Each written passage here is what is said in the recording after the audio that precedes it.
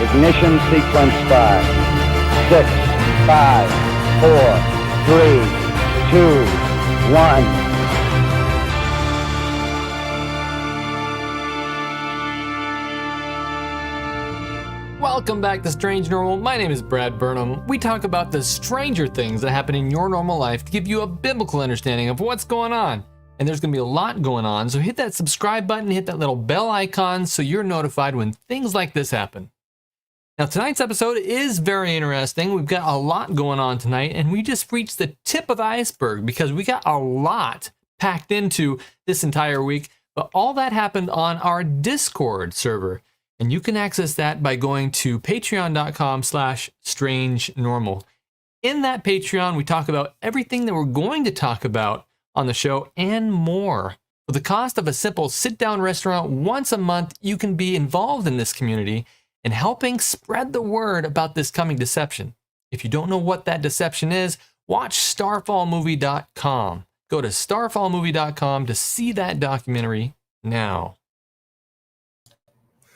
Welcome back to the show. Man, we got a great show happening tonight. But before we get into it, I want to introduce Aaron. Thanks for being on the show, Aaron. What's up, Brad? Good to see you. How you doing? Good to see you. Hey, how's my mic sound? We didn't get to do mic test before we started. Brad? Hello? Are you there? Brad? I'm here. I'm just playing. You're good. You're killing me. So Merry Christmas, Aaron. Likewise, back at you. How's it going? I only say that because Christmas is coming up for those of you that see this program a little bit late. And also, Aaron posted quite a long thing on his Facebook about Christmas. Tis the season. Tis the season, yeah. We have similar sentiments about Christmas. Christmas is an awesome holiday to actually talk about Christ. And that's the whole point of this holiday, is to talk about Christ, but sure has been covered up by some strange stuff that's happening. Yeah, you're right. Christmas has been covered up. There's a massive cover up, and it involves a big guy with a big belly who apparently is immortal. Like, what's up with that? And he sees you when you're sleeping, and he knows when you're awake. Brad. And he knows when you've been doing bad or good. Santa Claus is an alien, if you think about it. There you go. Yeah, what's he flying around for? He's the king of the air. I know another king of the air. Instead of abducting people, he's leaving stuff in people's houses. It's the opposite. Did you see that Disney? I think originally a Disney thing where they had like Satan spelled out instead of Santa. Yeah, that was weird. Ugh, it was weird. I mean, I get it. It's a joke, but it's a joke. It's irreverent though, and that has been my point to people about Christmas. It's like, it's gone from. It's funny because some conversations that I have with other Christians who are into Christmas and the elf on the shelf and the different symbols and stuff, I'm always like, yeah, Christmas is about Jesus. And they're saying, oh, you're being a grump, you're being a grouch.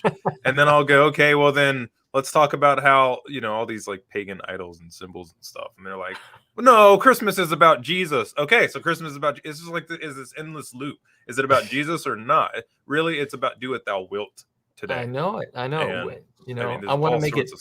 It's interesting because when you present it, and this isn't what the show is all about. We're totally rabbit trailing here, but I think I'm gonna clog up my my chimney from now on.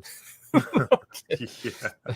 Anyways, totally off topic. Before we get into it, I thought there was a really interesting thing that's kind of unrelated to what we do on this channel, but it's relevant because something big happened this week, and it was right in my neighborhood. In fact, it made Inside Edition. It made the New York Post, the New York Times. I mean, it was everywhere in the U.S. Every newspaper covered it. You know what that was, Aaron? Did it have something to do with trains? Yes, it did. Check this out. This is nuts. That was a couple miles away from me. And that video has been all over the place. It's crazy. What is going on? And you can see the train. Oh my goodness. So I think this is fascinating because you just don't know. You just don't know what's going to happen next. And I went over those tracks probably twice a day when I was going to my university. And I never thought one day that I'd be a couple miles away and there'd be a giant train derailment at that intersection. It just blows my mind. Anyway, that was at Southern University, for those that don't know. Amazing. But Wow. that's not what this channel is about. But I thought that would be interesting for a lot of people to watch. Brad, we can change this and make this about trains. I think that here's strange trains, Brad. Train normal. Train normal. And we'll hook in all the old guys who are really into trains, and we'll have a completely new audience, and then we'll switch it back to aliens. They're gonna be like, this show isn't what it used to be. You guys used to talk about trains. Oh my goodness. All right. Let's focus. Let's get serious. We actually have some very interesting stuff. We in the Discord, we found some fascinating stuff. In fact, I'm going to call out Deb. She did some amazing research. She's one of our Patreons, and she found this documentary that talked about Native Americans and some of the interesting things they say about the Great Spirit that they call God, and what that has revealed to them. And so we're going to have our audience judge for themselves by putting little flags. If you see a red flag, put a little red flag in the chat that tell us that there might be something strange going on here.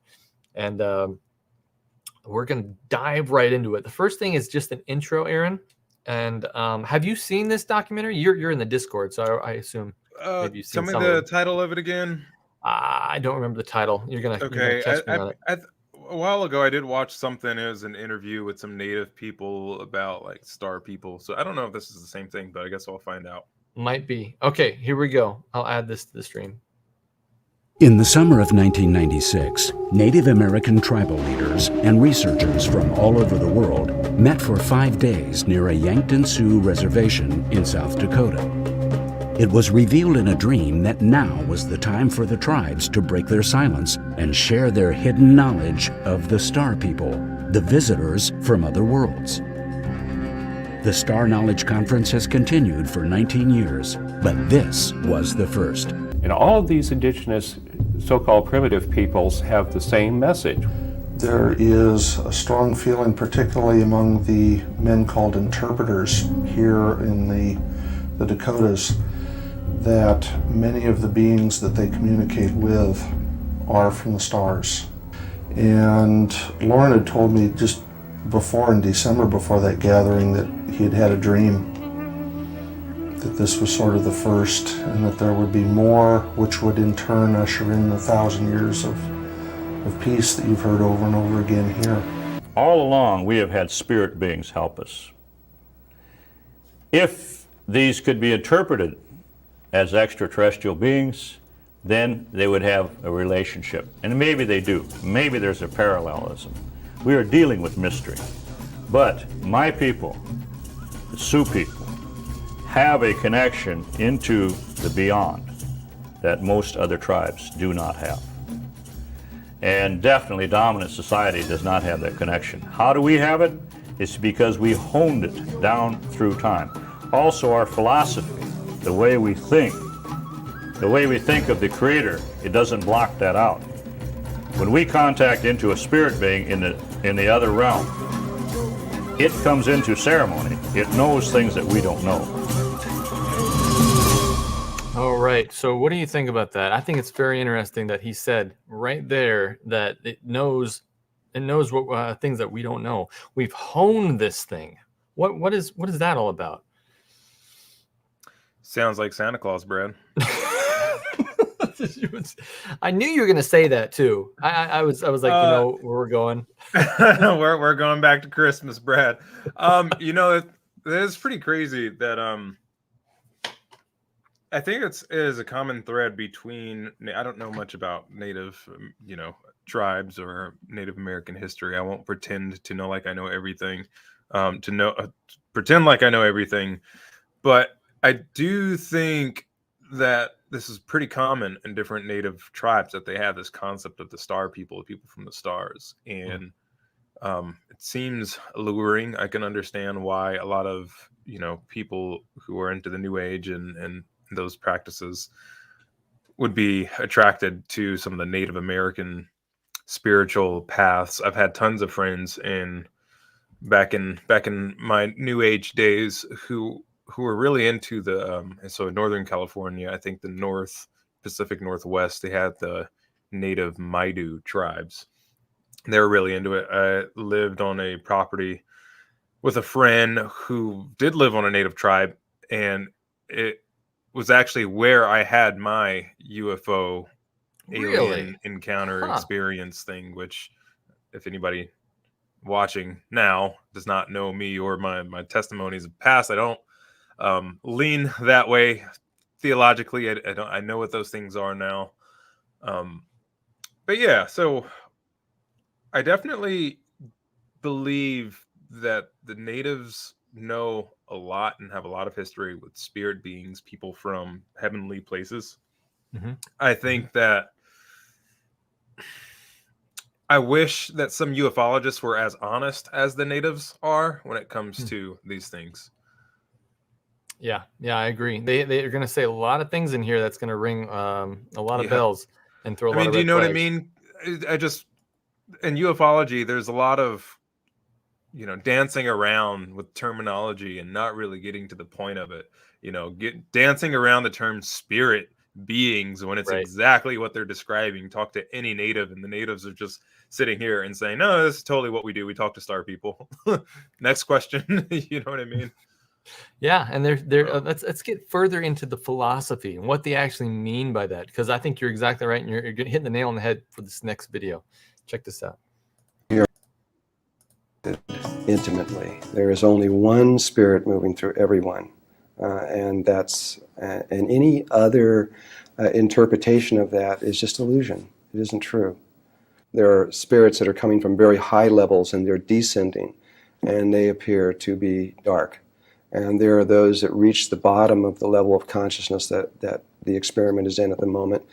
And at that point, those spirits naturally begin to go up into the light. And we keep cycling around. There is no really hierarchy. It just appears that way at any particular moment. Each one of us is God, literally. Red flag. So see what's going on here? This is the philosophy. We're getting deep into it. That he said there is no one spirit. There's only one spirit, and we know that's a red flag, number one. But he also says that it's a cycle of hierarchy, that everyone cycles through this hierarchy. That's reincarnation, again going back to New Age, and then you are your own God. The same lie we hear over and over and over and over and over again is you can be gods. Just like I would Satan like said. to challenge one of these communities who are into these things. Show me an alien being with a different message from those three. That would be really interesting. What would be the different message? I don't think that they're capable of producing a different message other than those three. And we've talked about that so many times, Brad, about how it's this, or minus the climate change. And I'm pretty sure there's, you can, with the native, love of the land and stewardship of the land, there's a big emphasis on that in some of these native religions. I'm sure you can tie in the whole climate change message with that as well, because that's another very popular message the aliens really like to talk about. Funny you should mention that. Because that's coming out in this too, but not really? quite yet. Oh, right. Well, yeah, I thought I was just giving them the benefit of the doubt, Brad. You're too far ahead of me. Now check this out. Now we're going to go from philosophy. What is the philosophy of this thing to to legitimacy of what they're saying is they're not just making stuff up. They are actually experiencing something. And so here's a testimony, a true story. Well, it's true, but it's a deception. So I want you to check this out and watch and listen carefully. I'm watching for those red flags in the chat. Here we go. There's an airplane that crashed down here at the University of South Dakota. It actually crashed between Denver and Sioux Falls. And it was a speech team coming back. And the pilot got lost in a blizzard, had vertigo, crashed with 5 students aboard and the pilot instructor, which is him. It was in the wintertime, and the snow come and buried it up. For a month, the National Guard looked for that plane. Couldn't find him. They called off the search. I called him. In those days, you call a holy man, you call a police station, because holy men didn't have phones. So you call the police station, they send a squad car out, he's on the phone. Nephew, understand you're looking for me. I'm not his nephew, but we talked that way. He said, I know why you're calling me. He said, you want me to find those 6 bodies, don't you? He already knew. He had had a ceremony the night before. We laid out maps for him, and he drew a line from Denver to Sioux Falls, the destination of the plane. And the lights were turned out, and this drum sounded, and it's something like this.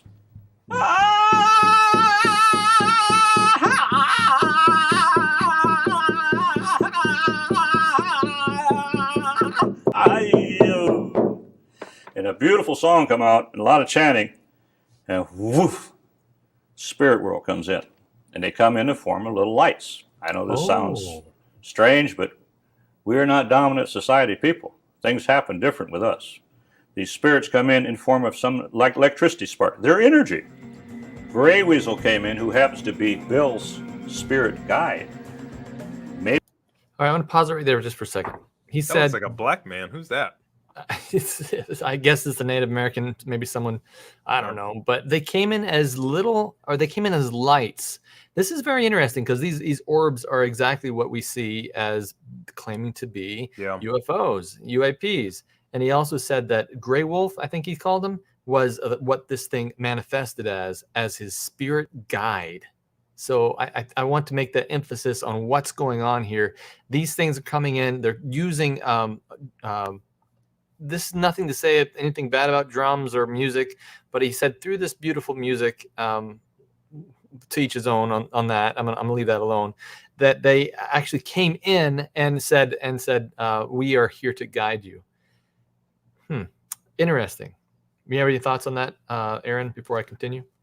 No, just the part about the light coming down. You know, I've told people that before. Like, yeah, when these people contact these aliens or whatever you want to call them, like through the CE5 app, right?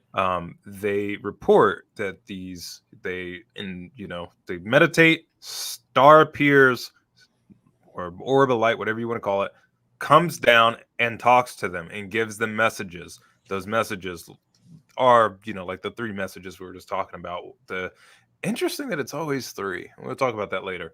But I mean, it's just the same, kind of manifestation. But this, instead of meditating, he's saying, oh, this comes with the music drum. It's Interesting. Fascinating. So what happened next? Here we go. It's going to play now. That'll teach me not to pause it. There we go. Right. This is a mystery nobody can explain. He came in and he made 7 predictions.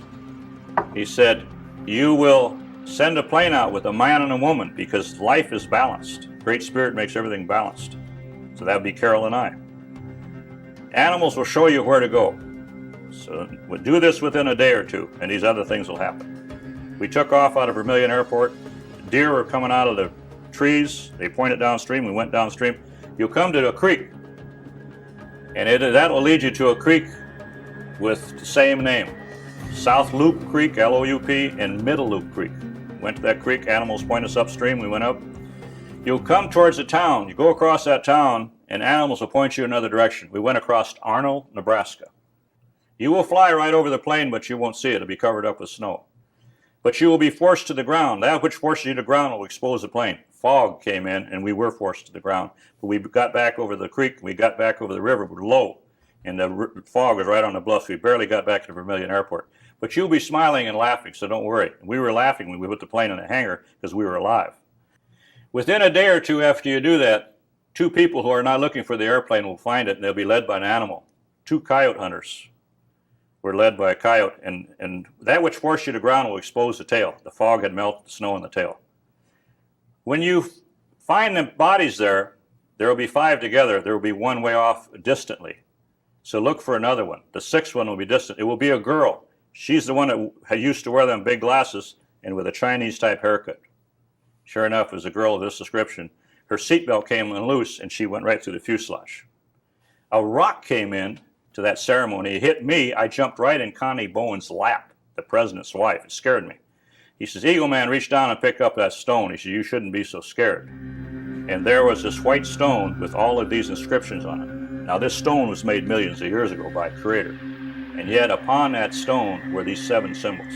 There was a coyote looking back. There was an airplane with the tail sticking out. There were like 2 people walking behind with tracks. There was South Loop Creek, Middle Loop Creek. There was the girl's face with big glasses and Chinese-type haircut. That is mystery. And it's no contact with the devil. There's no evil spirits. The polyester world will say, Sunday polyester world will say, oh, that's the devil, because they don't know. And it was a good thing that we did because we wanted to find a body so that the parents would find some relief. We were not doing a bad thing. Wow. But that is an example of contact into that spirit world that lies beyond, that these Indians have maintained.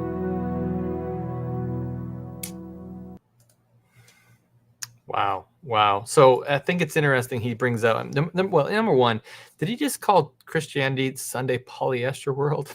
I've never heard Sunday anybody say that. polyester. I understand.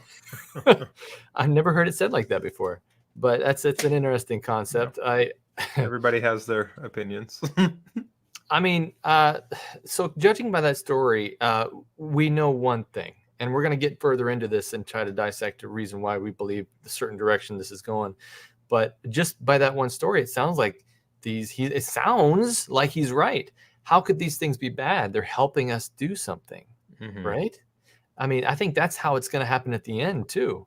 Yeah. How could these things be bad? They're helping us. They want to help us with something terrible that's happened or going to happen, right? Yeah. Someone pointed out in the chat that the animal involved kind of invoked the Genesis narrative with the serpent and Eve. It's really interesting. Invoke say it again. Oh, just the fact that the animal being involved in the story here invoked just Genesis, with the serpent. Oh, okay. Yeah, they made the that. Serpent just wanted to open their eyes. This is Mandy Stewart saying, serpent just wanted to open their eyes. The serpent was just there to help. That's what the occultists say, that the serpent came to set them free from the prison Garden of Eden is the story, right? So they're just here to help. We're going to get into exactly what they were trying to help. And it's all an agenda. It's all a deception. And that's what we're going to find. This is nothing else. There's another story that talks a little bit about one of the other commentators that tells her story too. So we can kind of put some more pieces together. Check this out. And I was in Whitfield, Virginia, children's home. And we were all outside. I was playing pick up the jacks. And the other children were playing jump ropes like children will do. And about this time, the lady we called Mama Hallie came out of the building, screaming and hollering, come in, come in. And I'm out there, gee, what's going on? And about this time, telepathically, I was told to look up. So I looked up, and I saw the craft right over the top of the house. But I do remember that night, I'm in my room, I'm sharing a room with another little girl. She's sound asleep, and I'm singing and playing. And I see this ball of white light coming out of the ceiling. And it's floating on down, and it's coming across the floor. And I pull the covers over my head. I am 6 years old, and I got scared. And about this time, this ball of white light manifested into this being. The being was very tall, beautiful, had blue eyes, no hair, little bitty mouth, had a long white gown on. And she put her hand on my shoulder, and she told me not to be afraid, for I was one among them, and that they would be back. Huh. They would be back. Yeah. So do you see similarities? I'm seeing more similarities in this. More balls of white light, more manifestations. I think it's really strange how these things are manifesting. We see these the Nordic whites, right? And that's what they call themselves, or they have many different names. But they all have these tall the Pandora white blues. Yeah, what is all this color for? I think that's interesting. The Black Panther blacks. It's interesting. There's all sorts of stuff, man. And it's all wild. It's all basically just manifesting as different things for different deceptions that happen. But what we've seen is that there's some that come and say that they are certain, that they are the good guys, and there's some that do bad things and say they are the bad guys. That's happening. That's happening right now to these people that are very honest, and they want to sincerely tell their stories, but their stories are complete deceptions. You have anything to say about that? I'm going to move to this next one.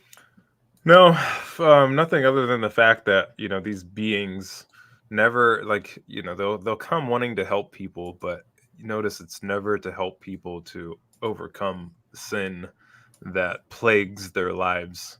And it just makes me really, I'm just we're very fortunate to have Christ, who, some have accused of being an alien. Well, fine. If you want Jesus to be an alien, he can heal the world of sin, sickness, of death. He offers salvation and overcoming sin.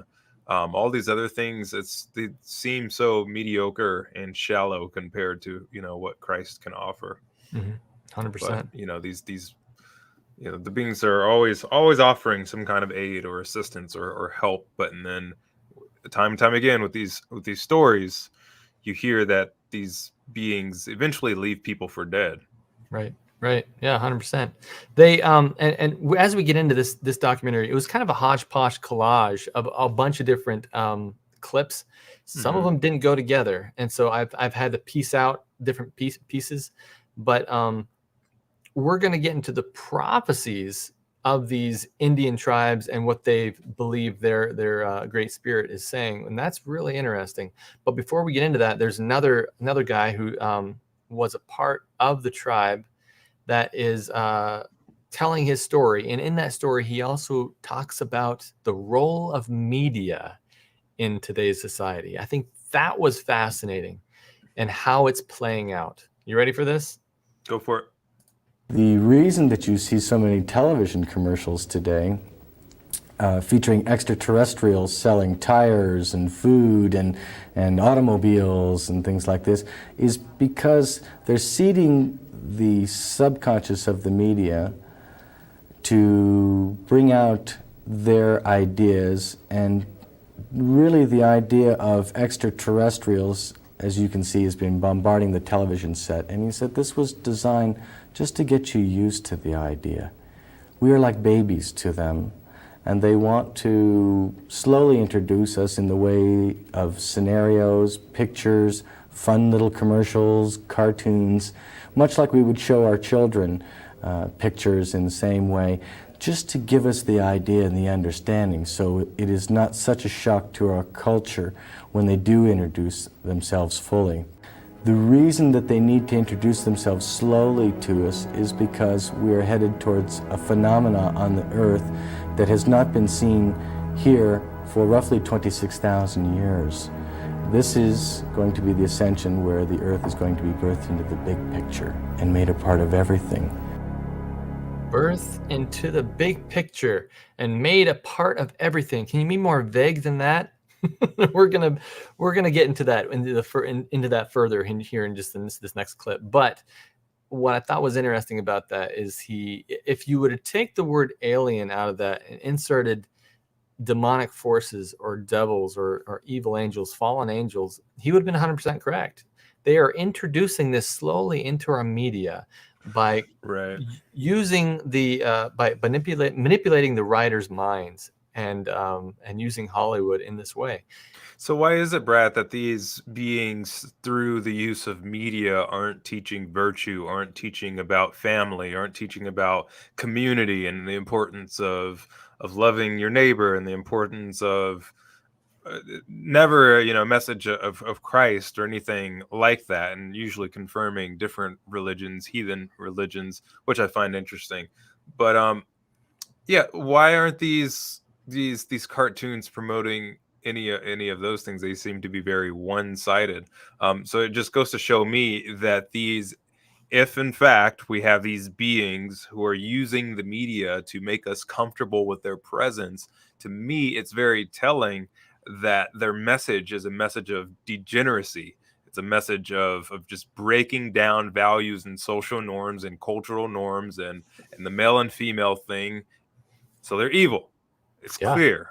I mean, Clear as day. if that's the giveaway, fine, dude. I'll give it to you. You know what I mean? Like, I'll take your word for it. These beings are trying to condition people to get comfortable with them through movies. Why is it that they are trying to break down the morality of society? You know, and if there's any help, it's all about saving the planet, never about saving your soul. It's all about saving the earth. So how caring and loving are these things? Well, they don't seem that caring and loving. They seem very, you know, are they trying to get us to take care of the planet so they can take it over and they have a nice place to live? I mean, come on now. There's a So much bigger agenda that's happening right now. Yeah, and they could care less about this planet. They're bent on our destruction, and what they want is absolute dominion. They want to be worshipped, and so they are putting forth these, and they're prophesying so that not only are we not fearful of these things through media, but we're also that their own people that they've convinced are not fearful when this happens, and they say, hey, look, see, we were told about this, right? Instead of being moved over to the Bible, which also talks about these things. See, Satan always has an exact opposite of what God has, so that he can say, oh no, I knew this all along. Hey Brad, isn't it interesting, just kind of a little tangent here, that these beings, which we believe, the ones that have the message of, you know, you are God, and you know, we're here to help save the planet and come follow us and get rid of Christ. Those beings, right? What people are commonly call aliens, things that we discuss in this channel. They usually present themselves as creatures, as distorted versions of humans, never usually anything that looks as pure and as normal as you and I. Interesting. Yeah. I find it fascinating that in the Bible, when God sends his messengers, they appear as pure form of a human, very, you know, simple. Their garments are simple. They're not creatures. They're not blue. They're not green. They don't have black eyes. You know, it's almost like God, through his angels, wants to model human perfection, in that how God created humans to be. So he sends beings that appear as human, and we read that in the Old Testament. You know, he sends his angels, they appear as humans, almost confirming, like, no, this is the way that I want you to walk after. But these other entities, or these beings or whatever, who are presenting themselves today, are such distorted versions of what a being looks like. Right. And simultaneously, you look around in our culture, I mean, people have got, you know, piercings and tattoos and blue hair, and I mean, there's people completely transfiguring their bodies to look like things that aren't even, you know, human. Yeah. So, like I said, just a tangent, but the more and more we dive into this, the more I just get really focused in on the message, because the appearance is just half of it. It's probably not even the most important part, but it's the message of what these things are bringing. And God, when he sends messengers, they're always promoting purity and you know, preserving the image bearers of God. Yeah, yeah. And you know, it does remind me that when these things have come, only the good ones are the ones that look similar to us. Yeah. Very rarely do they, but it's when they always present the good ideas when they do that. Exactly. And I find that fascinating. Also, in movies and media, what I find interesting is that they oftentimes present humanity as these mix of animal and human. You know, with the fox ears, or you know, they always want to mix humans with animals of some kind, as if right. So it's always distorted, right? It's never, you never see a, you know, an ancient Egyptian or an ancient, like, Anunnaki that looks just like a human in a modest garment. It's always some distorted version, you know. So again, I think that's a clue. I think there's, you know, on this rabbit hole that we're going through with this mystery, we see these clues, you know, that it's leaving a rabbit trail along the way. And we get these little hints, like, isn't that interesting? We're seeing some consistency here. among all the inconsistencies, but we're seeing some patterns. And I think those are important if we hold on to those as this thing goes along. I don't know. Again, they're almost catering to the human inclination to the human fleshy aspect. You know what I mean? Right. And never the part that really would appeal to the spiritual. So check this out. The guy at the very end of that last clip, he said something about, this earth is going to go through a new version. We're going to see something that it's and if we don't merge in with it, we're going to be lost. Watch what happens next, because this is exactly where this is going. They're going to believe. Well, I'm not going to ruin it. Check this out. We're here at the Star Knowledge Conference of the American Indians, and their prophecies are really interesting. I think they're probably some of the most interesting prophecies in the world, really. Even more than Edgar Cayce or Nostradamus or anyone like this. Almost all of the ancient traditions are now releasing their secret information that they never would release before. I was given the prophecies from the Mayan, from the Navajo or the Hopi, and some from the Lakotas. And the instructions for me was not to say anything at this time, to keep this secret. But I see how dangerous these prophecies are, because they deal with a lot of things that people are not going to agree with because of the way they were brought up. There was a man a Cherokee Indian, who went around to the different tribes, and just to see what was common in all of these prophecies. They see a wave of people dying off this planet, a huge wave of millions of people dying, all very close in a very short period of time, like a month or two. And according to them, these people had decided to do this because they were going to leave, and they knew exactly where they were going. And so those spirits grouped into a group and left, and will go to another place. And so they told us that in the old days when they were young, that they too had seen things like this.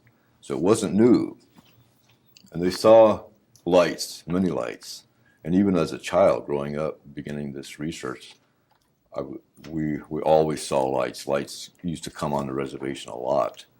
When we'd go to discover them, they'd wait for a while until we were pretty close and they'd disappear. But you always got the feeling that it was like a person.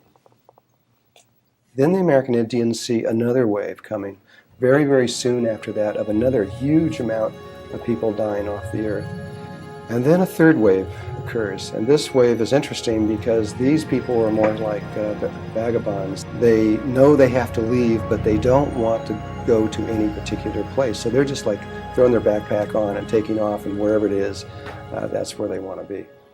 And then they say that whoever is left over after that, that we all drop all of our prejudice, all our stuff that we've got, and something happens in the world where we all come together as one being on this planet, that this very sacred space is entered into. As a child, they had shown me floods, fires. I saw people on the streets dead, buildings burning, people screaming in the streets. And if that soul does not take that transition with the energies that are coming, they're going to be lost. Exactly what you said. Wow. I mean, that's what's it all comes back to, right? It all comes back to, oh, you gotta prepare. You gotta do this. This terrible thing's gonna happen. I wrote some notes down. The first one said that people are gonna die and their spirits have left and gone somewhere else. Well, what does the Bible say about this? The Bible doesn't say that spirits leave and go somewhere else. It says that Ecclesiastes 9:5, the dead know nothing. They don't know anything. I mean, when you die, and you wait for the resurrection. Why would Christ come back if there wasn't a resurrection? I mean, why would Christ come? Why would the people, if people are in heaven, why would he come back to get the people on earth? That doesn't make any sense. And so when they say, oh yeah, these people I are always leaving, wondered that. I mean, come on. Yeah. What else did he say? He said more lights that appeared in the tribe. And when he went to these lights, I mean, again, lights, glowing orbs, and they felt it was a person. I mean, more ideas and more symbolism of a demonic activity that we always see over and over again. And what I thought was the most fascinating was when he said all this came together as the last group. The last group kind of all came together as one. What is that? That's ecumenicalism, isn't it? That's coming together even as one under a spiritual idea, or maybe even religion. And Like the Revelation Tower talks of about Babel, right? That was yes, a big ecumenical movement effort on the behalf of the human inhabitants of the earth. yes. And where is it? Revelation 14 or 13? 13, it talks You see about it how again. everything comes together at the end under Yeah. worship.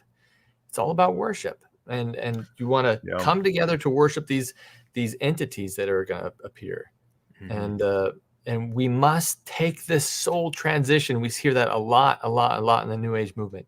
You got to take this New Age ascension plan. What's that involved? Well, we don't know yet, but I'm sure it has something to do that's anti-Bible, anti-God. So, what do you think? Yeah. What do you suppose is with Satan and wanting to inspire man to assemble and form these massive global unions, or even massive unions between nations? To me it almost seems as if that's kind of like the ongoing debate in the world right now between nationalism and globalism. There's very good reasons why we don't want a globalist planet, right? Where you have there's very good reasons why nationalism is good. There's obviously we're human and we're not perfect, so those systems are going to be broken regardless. And they're going to be fallen regardless. But God does seem to prefer leaders be put in their places and to have dominion over what he gives them dominion over, and not to try to have dominion over the whole. You know what I mean? Because God also has a heavenly council. We read about that in the Bible. We read that God is just a God of order. He has angels that he delegates over certain things. He never tells them, hey, all you guys come together and form an alliance and do your own thing. No. But Lucifer and his angels, or Lucifer and the angels that followed him,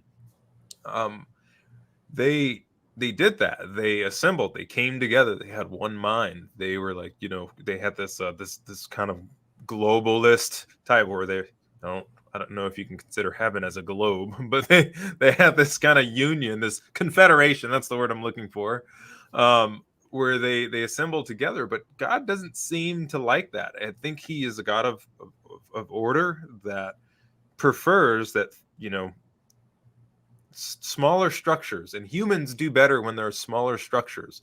When you have your government, you have your states, you have your mayors, like that seems to work, and then you have your teachers over there, and you have your parents, you have your pastors. He delegates, and he says, no, we're not going to create this big, like, cohesive Conglomerate, weird false equality thing that doesn't really exist.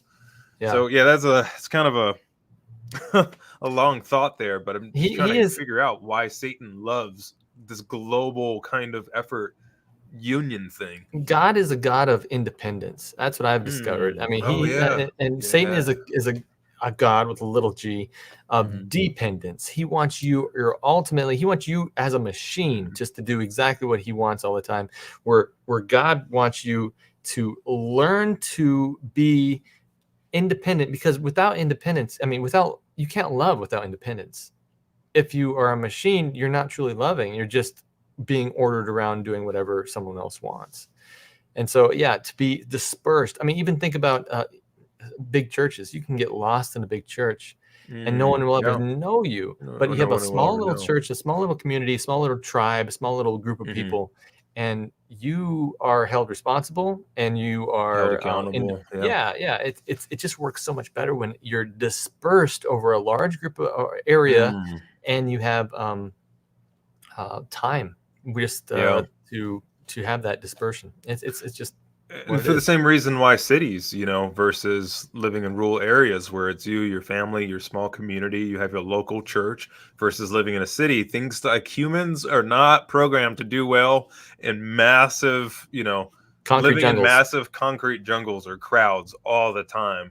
I Yeah. think there's times to come together. Clearly, in heaven, I think that there are moments where we come together, but there's the New Jerusalem, there's the holy city that is the Mecca essentially of earth. But there's also all these other dwellings. He doesn't like put everybody inside one box and say everybody's got to live here and figure it out. I think you really hit it there, Brad, with, Mm. like even in churches, it shows that we compromise when we're in too big of numbers, Mm. and the accountability just kind of falls through. So, and time again, humans have tried to do this, with every civilization. That's what civilization is. That, is let's all come together. Let's all do this. Let's all, be as one mind and accomplish this great thing. But it just doesn't work. Right. Right. It doesn't 100%. work. Yeah. And God's people, if you think about the ancient Hebrews, um, they were nomadic. They had small, they had tribes. That was a thing.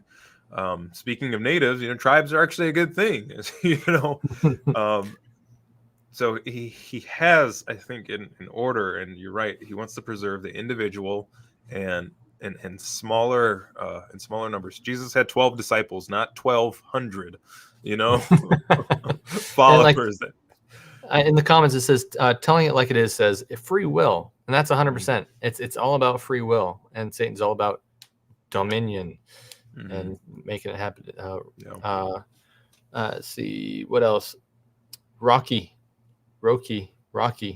says, Satan be like, we all one hive mind. Relationships might as well be an illusion. Yeah, that's 100% true. Yeah.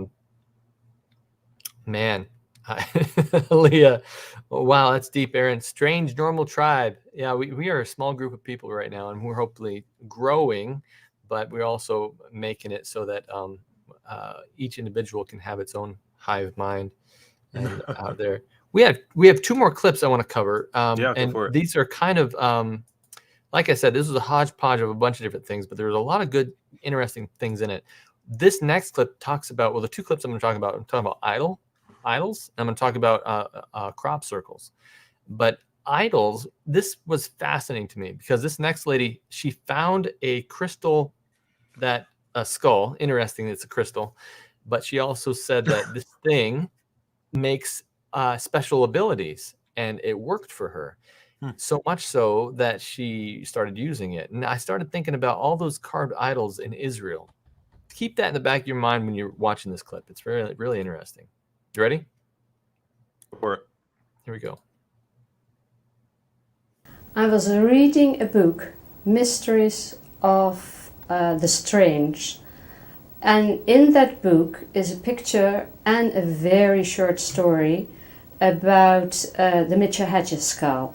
I didn't know a damn thing about it, but I got a message, you're going to get one. We go to his house and he opens a very old wooden box, and there I confront this guy, and the name E.T. came through, so I for whatever reason I called him E.T. And if a person is sitting in front of it, it can ask for a healing, be it physical, be it spiritual, or even ask for money. Specific. One day I'm sitting there and I thought, well, I could handle a couple of millions. So I said to my angel, can you send some millions to me? She said to her, who? Did you hear what she said? I think she said, I said to my angel. Yeah. Hey, you've seen Star Wars before, right, Brad? Yeah. Yeah. You remember Anakin Skywalker? I do. He had the one braid. She's definitely giving me some Anakin Skywalker. Definitely. But yeah, she did say angels. Okay, I'm gonna roll that back just a second. I want to hear that again. I thought, well, I could handle a couple of millions. So I said to my angel, can you send some millions to me? Next morning, go to the bank. This lady on the counter said to me, do you like to have some 32 million? And of course you think somebody's joking. Come home, and suddenly a voice said, look at that receipt, 2 receipts. 32 million. I thought, very fast through my head, that must be drug money. So, indeed, one day later it was away. And I never asked the bank director nor the manager. I thought, it's gone, I don't want to have anything to do with it. So, if you ever come in touch with ET, you better be very specific with your questions.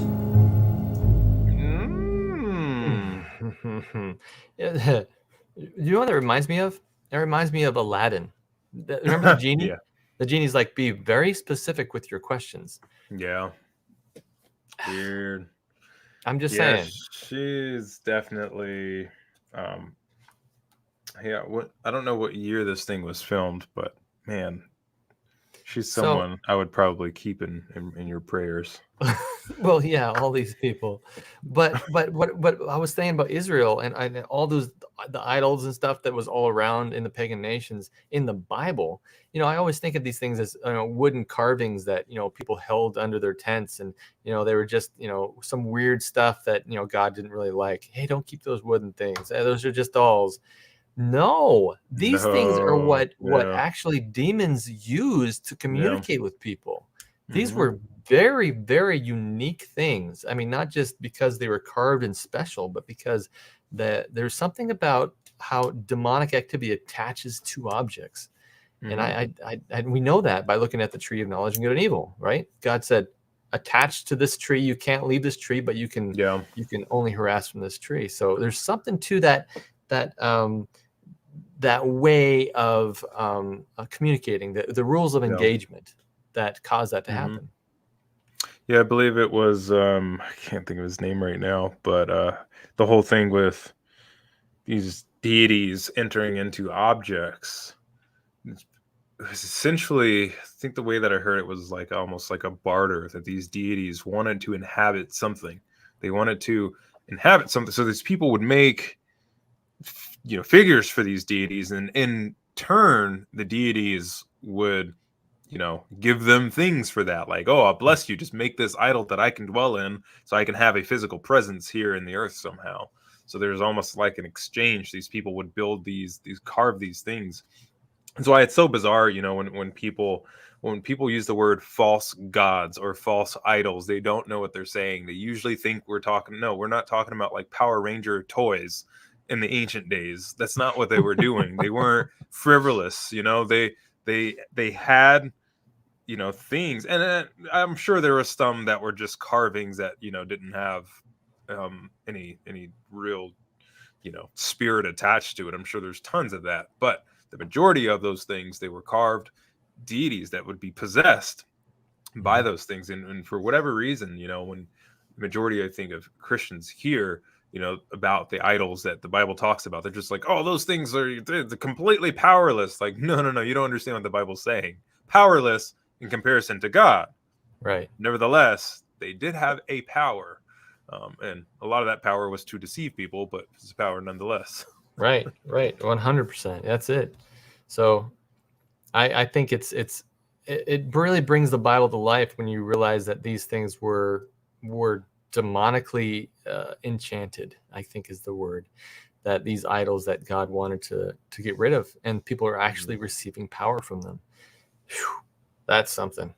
So someone said here, how can something live in an inanimate object? I can see how demons wanted to go in the pigs.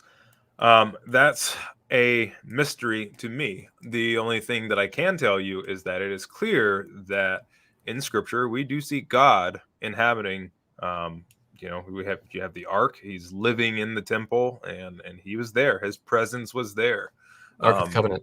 Yeah. Ark of the Covenant, yeah, and his presence was there with them, and take that for whatever you want. It seems like that these demons want to be as God. And so what do? They inhabit things. They have their own little arcs, that they want to dwell in. So, and it might leave not that be for your own research. It might not be so much that they are physically needing something to, inhabit, as if, like a genie in a lamp type thing. But it might be that they need an object so they can say, hey, so-and-so just rubbed the lamp. That means that I can come out and help them, God. You're right. in the So it's global almost court. like a permission slip, Right. It's if you Yes. build an altar to a specific deity, you have created essentially a spiritual portal, an entryway for that thing. You've given them dominion. In the very beginning, you see God giving Adam dominion. He breathes his breath into Adam and says, Adam, now you have dominion in the earth, but I've got dominion over you. That's how this is going to work out. But God, his spirit was put into Adam. And you're right. I think that with these beings, do they need something to live in? No, I'm sure that if they want it to manifest and do their thing, they can do that. But what happens is that when you bring that object into your house or your place of worship, you are now saying, I'm giving you permission. I've made a representation. That's what it means to represent something. I am, in this object, presenting you to my life and as a representation. And so I think that's the danger in the objects and the idols. Today, I think there's a lot of idolatry of things that aren't necessarily inhabited by spirits, but they do create these openings in people's lives. Like, people aren't bowing down and worshiping, whatever the fad is today, or whatever celebrity necessarily. They're not bowing down, worshiping and saying, are my God. But back in ancient days, they did have objects and people who would stand in the place of those things, of those gods, representing gods, like the ancient pharaohs, right? They believed that they were gods on earth. Was that a comment you wanted to? No, I'm trying to get rid of spam. Oh, it flashed on the screen, and I was like, all right, hi, I wanted to offer. I can't. So that's for y'all's own research. That's my take on it. Why these things inhabit objects. I'm sure there's people out there with better explanations than myself, but I do believe that you're creating invitations. You are giving them dominion over that place or area or aspect of your life when you create something for them. 100%. Like, why do we build a church? Obviously God doesn't live in the church, but we build a church to welcome his presence, while we're there. So I think if a spirit can occupy a building, it can occupy, which is an inanimate object, by the way, it can occupy a clay figurine. Right. Tell it like it is. Telling it like it is says, Brad, have you seen the interview with Jim Semivan where he describes seeing a lady being that is part bull, Hathor, Egyptian demon? I haven't seen that one. Man, Jim Semivan, isn't that the guy, the scientist? Not sure. Is telling it like it is in our Discord? I don't know if this is someone who is in our Discord. He should be in our Discord. It sounds like he has a lot of good information, but or send that to Brad's email or something. Yeah, send it to my email, bradburnham@protonmail.com. Let me get this last comment here, and then we'll take some questions from the comments and look into it.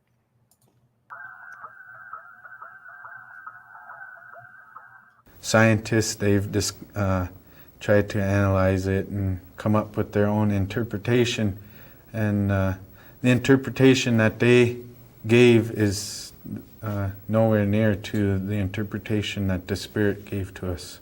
The crop circle is the circle of life, and the nucleus of this circle and the circles that go around the nucleus represent the four societies. The inner one, it represents the white society. The Creator, when he gave them their way of life, he also gave them a responsibility of fire. And today, you can see what the white society has done with their responsibility as far as the fire. They've created bombs.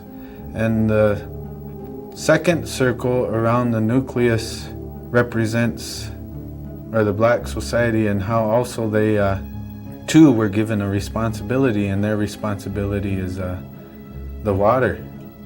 They've forgotten it. So through pollution, herbicides, pesticides, it all goes into the water, and we drink this. We call water mini wichoni, which means water of life, because without that, then there's no life. And then the third circle, if you notice, there's no circle within that circle rotating around the nucleus, which represents the red man.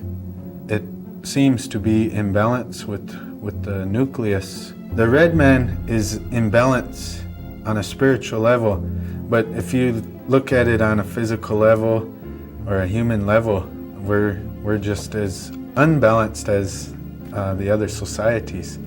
And the responsibility that he gave to us was land. The outer circle represents the yellow man, and the responsibility and the way of life that the Creator gave him was to take care of the air. They have factories all over the world, and pollution gets into the air. Where the nucleus is and the circles around it represents spirituality, the way of life, and how we all are inside of that way of life, because we were all given a responsibility, we were given a way of life by the Creator. And the circles around is the other nations throughout the universe. You may know them as aliens, ETs, but we call them the Star Nation. Wichach Weoyate, that's Star Nation. And they're watching us, and they come in when we need help. They come in when we need help. That was very key. I think that's very fascinating, because that's exactly what Marneau said. He said, they will come and save us when, or they will. The demonic priest said they will come and save us when we need it the most. I think that's fascinating. When they need it the most. One commenter said that I think they make all this stuff up. I want to know. And when I get to heaven and I'm sitting in there in the giant room. What is it called? Oh, I always call it something. Oh, this is great footage right here, Brad. Keep it going. Oh, this is awesome. The Star Trek room where they sit down and they all see this random stuff. Holodeck. Appears. Yeah, the holodeck. That's it. I want to go sit in the holodeck of heaven and go, okay, bring up that part where the demon's making up the stuff about crop circles. I want to see him sit there and go, yeah. Yes, that circle represents the red man, the black man, and the white man. Right. Yeah. I don't know. Crop circles are goofy. I don't know anything about crop circles. Maybe we need to do a crop circle show. I'm surprised we haven't dedicated a whole show to crop circles. My first time I saw a crop circle. I'll tell you saw this, one? Brad. Yes, on TV, Brad. Oh, okay. I saw one on the television. That's the first time I saw a crop circle. It was in that movie Signs, and I was a little kid watching this at somebody's house. Oh, We great. were brought to somebody's house, was watching Signs, and I just remember just being allured to this idea. I was just like, in my mind was just wondering. I was like, wow, I guess there's aliens then. And that was the day I was just like, there's aliens. Like, that's just it. I know there's aliens because I saw it in this movie. Signs it was Signs. It's pretty dark too. Yeah. And I was probably 10, maybe I was 10. Wow. And yeah, I was with some friends. We were brought to somebody's house I think it was on Christmas. Wow. Or like around Christmas or something like that. And yeah, I was just watching this thing, and it just, like, I was persuaded. I was like, yeah, there's I guess there's aliens that are making crop circles then. But I mean, today I'm just like, I guess not that impressed by them. I've seen enough documentaries debunking them about how they could be made by humans. If they are made by some supernatural means, honestly, Brad, it's like, I mean, it just wouldn't surprise me. There's weird stuff going on, and our worldview confirms that there's weird stuff going on. Yeah, absolutely. It's a very strange normal life we live in. Roki says that he was convinced that aliens exist by Teletubbies. Yeah, the Teletubbies are a problem, man. They got the little TVs on their bellies, and The Teletubbies are totally aliens. They're kind of like robot/aliens, but they totally have a spirit in them, animating them, and they worship the sun baby. Like they have this baby that comes out as the sun, and so you guys aren't ready for Teletubbies. Let's keep going here. That's interesting. And so that's all I got today. I thought it was interesting that we've seen societies. I mean, just through this channel, we've gone through so many different societies that I thought were almost completely inert. They couldn't do anything to believe in aliens. But we're seeing that every group of people, no matter what tribe, what nation, what tongue, they're all being prepped for this deception. It's everywhere. And it's all coming out right now. And so I think that's a sign of the times. Yep, we're definitely here. There's some real strange stuff. I think this channel is more relevant every day. Well, that's it for tonight. I don't want to shut it off. We got the max users right now, but let's take some questions from the crowd because we got a little bit of time left. I mean, even though it's let's get some questions. Yeah, even though ask us anything except for about Teletubbies, because you guys aren't ready for the Teletubbies. I once dreamt I crawled to a windmill and I learned about Teletubbies on TV. I must be in contact with them. Rocky, he's just playing with us.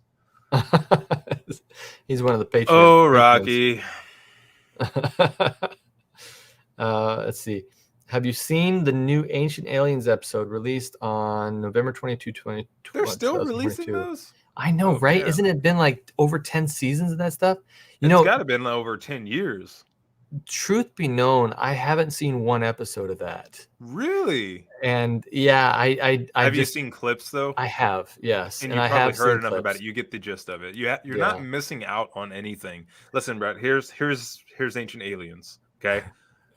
Show starts, deep voice dude comes in, he's doing the narration or whatever, and they do a ton of talking about aliens while showing pictures of ancient stuff. So your mind starts creating these connections, and they don't ever go out and say it's aliens, but they speculate. So that's, where the meme came from. Is like, I'm not saying it's aliens, but it's aliens. Like that's kind of how they do the whole show. They say ancient astronaut scientists believe that. And it's like, who are these ancient astronaut scientists? Yeah, yeah, exactly. Yeah, oh, totally. So, I mean, here's an example. Ready? Just give me a second here.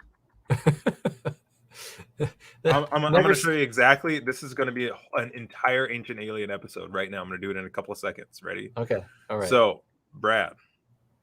So you know that the ancients had. Okay, this is the show. I'm doing it now. You know that the ancient Egyptians probably had very advanced technology. Bam. And so if you look at their old carvings, you see interesting looking, crazy looking, things inside things that do things. And look at that. Here goes that thing. What's that thing? That guy has a rock on his head holding up a rock snake. Obviously, but that rock snake has totally got to be a light bulb. This is an ancient light bulb, as some theoretical ancient astronaut scientists believe. And that's what they do. So if you know anything about this picture, Brad, this depicts the ancient Egyptian creation myth. Yes. Where you have the lotus, that's the beginning of time, and the snake, that's the time or something like that. And then here you have this enclosed universe here, but they're telling you how they believed everything was created.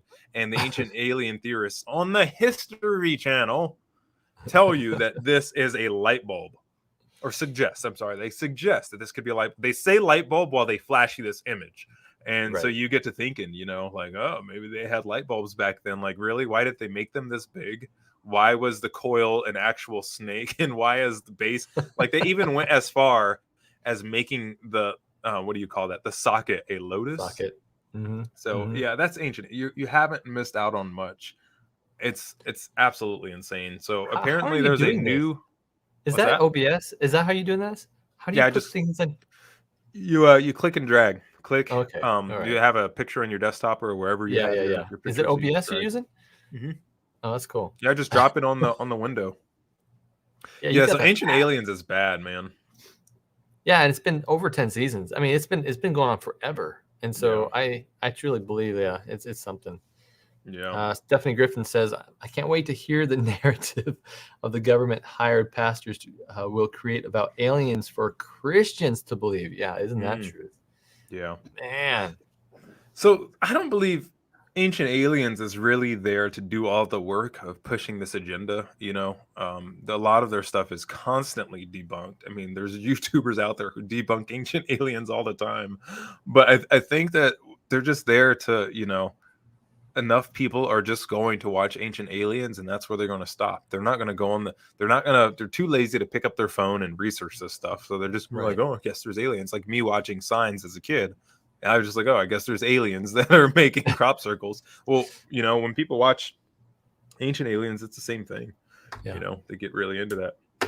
Right. Yeah. So that's it. So, I mean, if you're not really into it, it's just going to go right into your head and stick. And if you don't actually engage and go, hey, wait a second, maybe I should critically think about it. Yeah. Critically think about this. Yeah, I've experienced that exact same thing. And I think that's the essence of hypnotism. You don't need to be walking around like a chicken in order to be hypnotized. You just hear it enough times and you don't think critically about it. And you just, unbeknownst to you, start accepting it. And that's the danger in it. And so.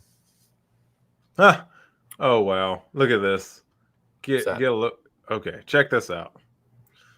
Yeah, people are strange. Look at this. So someone even went as far as making this into like a practical looking thing to try to push the point. Goodness. And how deceptive is that, right? Wow. So, I mean, anybody who tinkers, who have you know messed with electronics, know that like you can connect a lot of conductive materials and do something with it. I don't even know if this thing is a functional model of anything, but you know you can take a picture of a Mickey Mouse, you know, and get electronics from you know whatever website you buy your electronic components from, and you can create a functional light bulb Mickey Mouse if you want it to, like, you know, so you can take any picture of an ancient Egyptian, you know, hieroglyph or a carving and make it into some functional artwork or whatever. But it's really deceptive. I mean, the way the stretches these people make. Yeah, and here it is lit up, you know. Here that one is lit. It's a pretty cool Edison bulb, honestly, if it's real. But but I think that's it. I think that's where we're going to come to a close, unless you got something else. No, just complaining about ancient aliens. About ancient aliens. That's all I got for tonight, Brad. Well, I want to tell everyone we might have a show next week. We might not. It's Christmas after all, and I'm going to be on vacation. I think I'm going to get down there and visit Joe Jordan in Florida. I'm excited about that. And we're going to go to Kennedy Space Center and maybe get some video. I don't know if I'm going to get it up fast enough to have a show, but I'm going to be gone until Wednesday night, which means I'm not going to have time to create another show unless I'm really diligent about recording and making something very short and quick. So, so everyone keep your eyes in the skies and and keep a prayer on your lips, because we're heading in some crazy times. And I wish you all a Merry Christmas and a Happy New Year. See you guys.